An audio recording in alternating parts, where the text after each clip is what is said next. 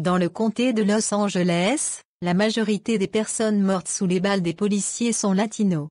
Mais les noms des victimes sont bien moins relayés par les médias que ceux des Afro-Américains.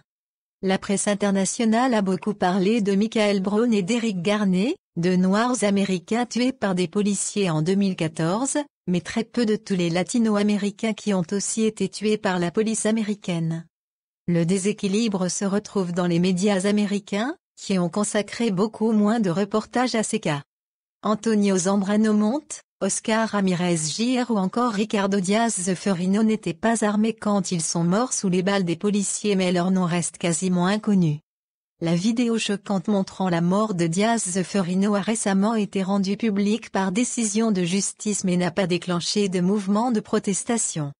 Il y a bien eu quelques manifestations mais rien comparé à l'ampleur du mouvement Black Lives Matter pour les victimes noires.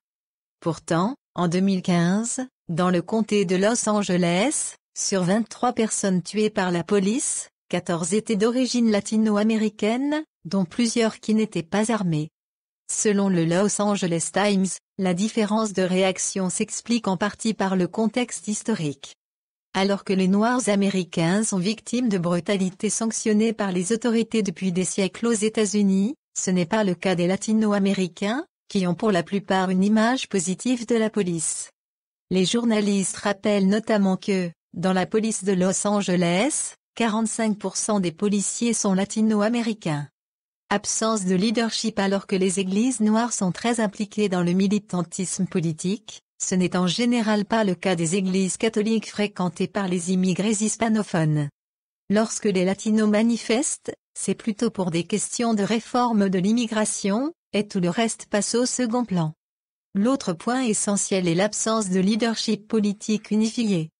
Un article du Huffington Post rappelait que, dans un sondage de 2013, lorsqu'on demandait aux immigrés latinos de nommer un leader de leur communauté, la majorité ne savait pas à quoi répondre.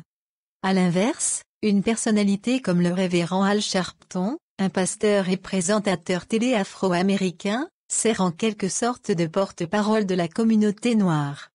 En cas de brutalité policière, il rencontre les familles, organise des marches de protestation, fait des discours et est invité pour donner son point de vue un peu partout dans les médias. Dans la communauté latino, il y a nettement moins de solidarité sur la question des violences policières et les familles des victimes interviewées par le Los Angeles Times se sentent isolées et peu soutenues dans leur douleur et leur combat judiciaire.